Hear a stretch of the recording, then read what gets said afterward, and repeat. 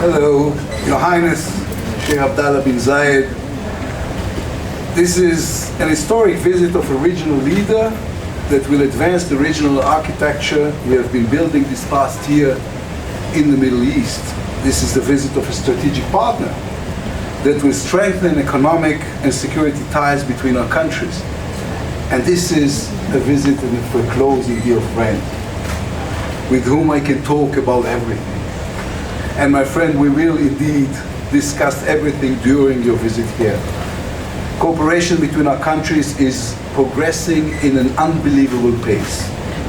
Just a month and a half ago, the two of us took part in the virtual summit of the I2U2 initiative, together with President Biden, Prime Minister Modi of India, and President Mohammed bin Zayed. The Economic Cooperation Initiative was born at the dinner you hosted in Washington, together with Secretary of State Tony Blinken. Before that, we met at the historic Negev Summit, together with the foreign ministers of the United States, Bahrain, Morocco, and Egypt. When we thought of creating that meeting, you were the first person I called. I knew that if you came, others would follow. That is exactly what happened. And in my eyes, this is the essence of leadership. And before that, you welcomed me in Abu Dhabi when we opened Israel's embassy. There and then, you have defined our shared goal to transform the relationship between our countries into a bond between our peoples, to turn the ties between our governments into ties between businesses, to ensure that our people benefit from our ties, to allow the instinctive entrepreneurship of our two great nations to drive us forward. We have made huge strides this past year, but we have not even scratched the surface of the potential of cooperation in all fields of the economy, food security, energy, water, cyber, and of course, defense and security.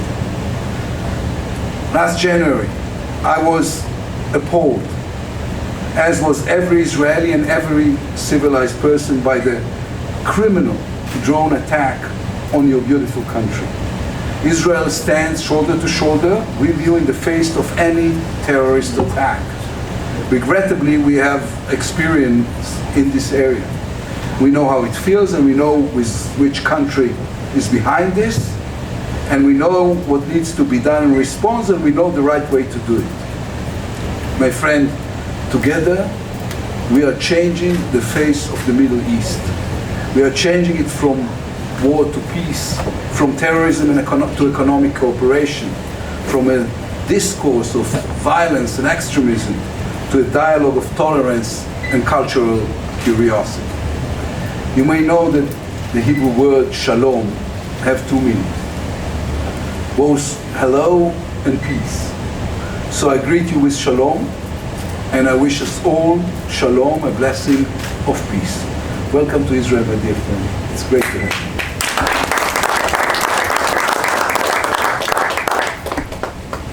Prime Minister, just 2 years ago, I was honored to be part of the Abrahamic Accords, representing my beloved country, the UAE. And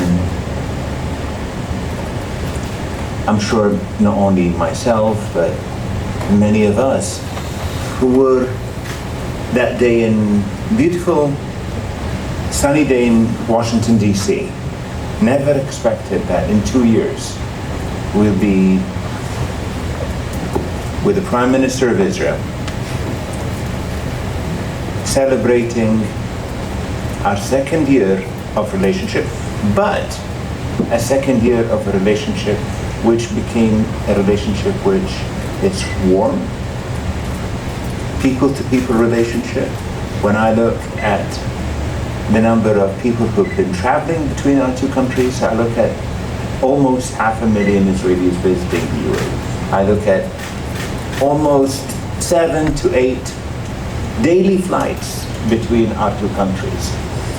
We look at already breaking last year's numbers of trade within 6 months. And that even does not take into account, Prime Minister, the rapid agreement of free trade between our two countries. I still believe that this was the fastest FTA Israel has signed with any other country. By far.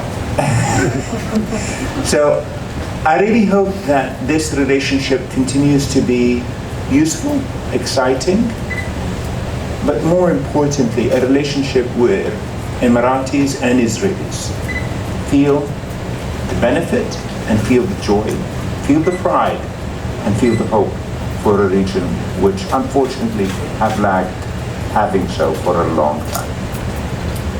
Thank you. Thank you.